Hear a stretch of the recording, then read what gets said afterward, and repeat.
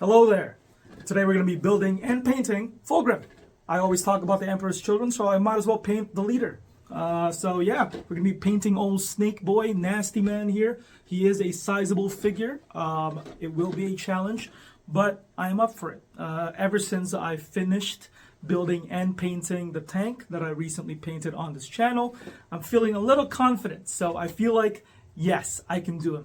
And in fact, this is going to be painted for the store, but I also have a copy for myself. So essentially, I'm painting two Fulgrims, one in camera, one off camera. So I'm going to have a lot of practice with Snake Man. So for the paint job, I'm going to be treating him partially using the same skin tones that Games Workshop used in their guide, so a lot of purples. But then for the armor, I'm going to be treating him a little differently. So with that out of the way, let's get to building him. Of course, got to build him to paint him. So here is the Nasty Man, Fulgrim, right? In all his snaky glory, forearms, very strange, but very beautiful, surprisingly. Yeah, let's unbox him and see what we're dealing with here. So as I said, I am building and painting him at home as well.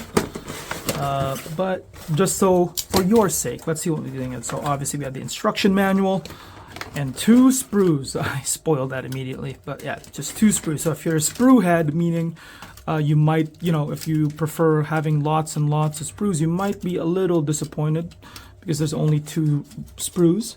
What the hell is going on here? Okay, there we go. Yeah, but they've, for such a large kit, they managed to condense it all into just two sprues. Great work by Games Workshop. So let's run it down real quick. So we have his ginormous wings, which by the way, his base is 130 millimeters. That's how big Fulgrim is, 130 millimeters. He's huge. And then we have the wings right here, the front part of a snake body, right? The back part, this is the whip-like tail. Then we have parts of his body still. It's crazy with the scales and such. We have the beautiful head options, which, by the way, people saying like, well, he's supposed to be, fallen due to his drive to perfection, right? So how come he's so ugly now when he was handsome? I'm like, well, first and foremost, you're right. He fell to perfection. But have you seen a celebrity who had too many plastic surgeries? That's Fulgrim. He fell to demonhood because of his drive to perfection and the fact that he grabbed a demon sword. But, that's it. Like, I think it fits. Oh, look at him. He's still beautiful to me. You know that meme? So to build this beautiful monstrosity, we're going to be using Tamiya Extra Thin. If you're not using this cement, what are you doing? Please use it. It's the best. Also, we're going to be using just a standard side cutter. Yeah, if this thing disappears, the hobby collapses in on itself like a dying star. It's so dependent on the cement. It's good. So building something smooth like this presents its own unique challenges compared to like a tank, for example, because you want the surface to be as smooth as possible. I'm sure a lot of car builders and airplane builders can relate. You want it to be as smooth as possible. That's why, there's a lot of wet sanding involved if you're doing a car, right? Or just picking the finest primer that you can find, right? So stuff like this, when you're a Warhammer painter, it may not bother you, but I'm assuming a lot of aircraft painters, it bothers them quite a bit, because for Warhammer fans, you can chalk that up to battle damage, but it's hard to do so on a car. In addition to the trickiness of building a snake body, the fact that it's separated and not numerically so into two separate sprues is a bit difficult. That's number 5, but then number 4 is in another sprue, which is this. Where is it? This one.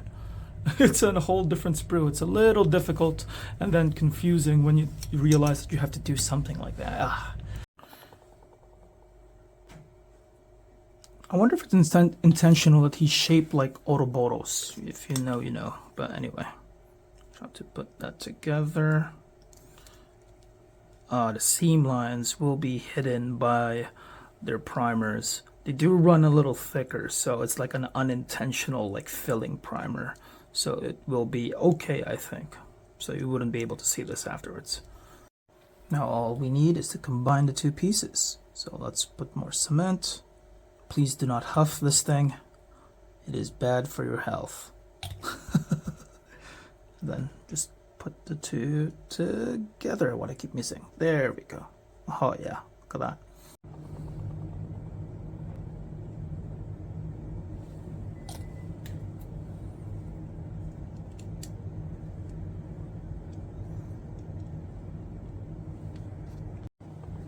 It's coming together extremely well so far. Actually a pretty fun build, all things considered. I thought the cylinders of the body, the snake body, would be a miserable experience. But a lot of the, you know, the downsides of it, the seams are all underneath. So it's going to be hidden, right? So it's going to be fine, actually. That will probably be a problem though, we'll see.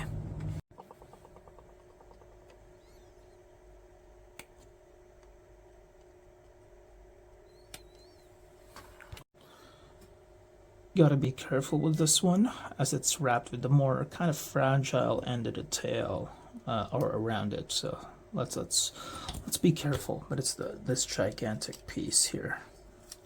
Please get in. Please get in. Go in, please. Where am I looking at?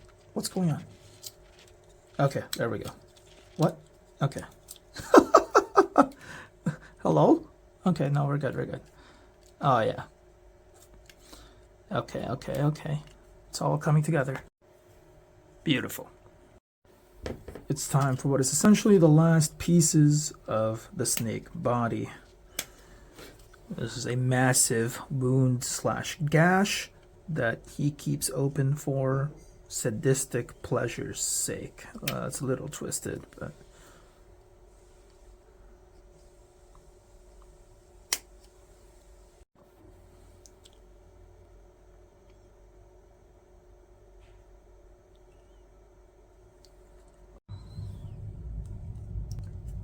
Come on, get in there.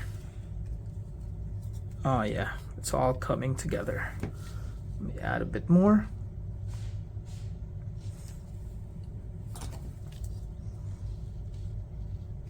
Okay, okay.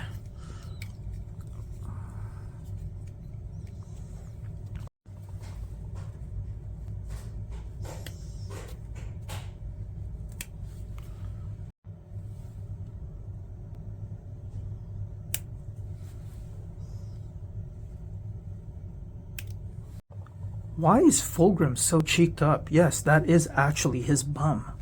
It goes right here. This is his front. That's the... It's so... This is such a fun but challenging build. I love the way it comes together, especially the snake body and how it looks. Again, say what you want about Games Workshop, their detail is insane. I'm just worried about that seam line right... Where is it? Wait, what? Oh, right there. Yeah, that seam line. But hopefully it disappears. So now we're finally moving on to the body, finally. The snake body was a lot more challenging than I realized. I never really bothered me when I was doing it at home, maybe just because I was more comfortable at home. But who knows? Yeah, so this is going to be a more standard build. A lot of bodies are. With the body being more of a bog standard build, aside from the 4 arms, of course, yeah, it's time to announce what I'm going to do for the paint job, essentially, how I'm going to prepare for that, for such a big and detailed kit. What I'm going to do is separate the torso and the body and the wings, so that's easier to paint. So by doing so, it allows me to compartmentalize each and every step, so it's a lot easier. It's just big, you know. I did the same thing for the tank. I painted the turret separately from the body, so hey. Also, yes, as a side note, I did say hello there as a Star Wars reference, not only because it was Revenge of the Sith that just got re-released, but also because Fulgrim now has 4 arms, so, like General Grievous.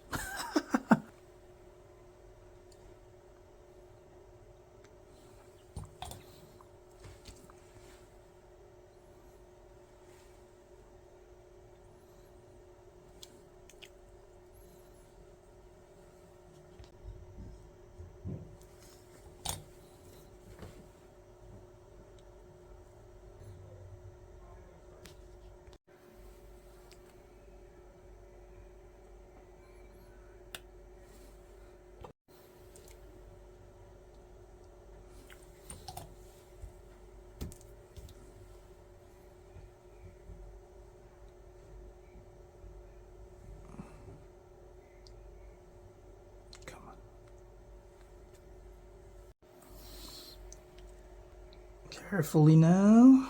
Come on, stick. The head is a little heavy because of the hair, but come on, come on, come on, come on, come on. Nice. Wings time.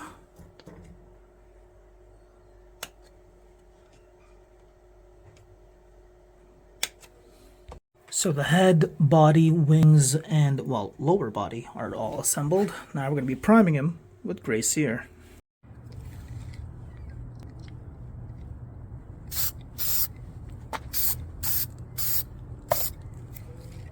Oh yeah, it's close to summer. With gray cere fully applied, we'll now move on to painting the lower body. To get us started, we're going to be mixing 1:1 with Magos Purple and Contrast Medium, just so it goes a little bit further. It is essentially a cylinder, right? The snake's body, and you want all the help that you can get. Again, this is Games Workshop's own recipe. If you're not sure, use the box art to let you know where to put them. Apply to the scales as well. Oh, not enough there. There we go. So while the paint is drying, it's important to point out that the last pages or so of the instruction manual has really nice and high definition pictures of Fulgrim. So it helps if I'm not sure about the things I'm doing. The one negative thing about using contrast medium with contrast paint is that it takes so long to dry. It's the price you pay, I guess. Then I'm going to be using pure Magos Purple to get into the recesses. Yeah, pure, no contrast paint. So just so I can kind of make that more purple. I'll only apply this to the scales. And it's mostly going to be the recesses. Now, so far you're wondering, like, well, I've followed basically just Games Workshop's instructions to a T, right? But what's going to be different about this particular paint job? Well, this paint job will have Canoptek alloy as its main color for the armor. It's going to be more of silvery bronze type armor instead of gold, which will be then mixed with Magos Purple to give it more of a, and then dry brushed with silver and then gold to give it more of a kind of a goldish silver look with a kind of purple hue, right? So for this step, it's just going to be Canoptek alloy with a touch of water and not overfill your brush. Here we go.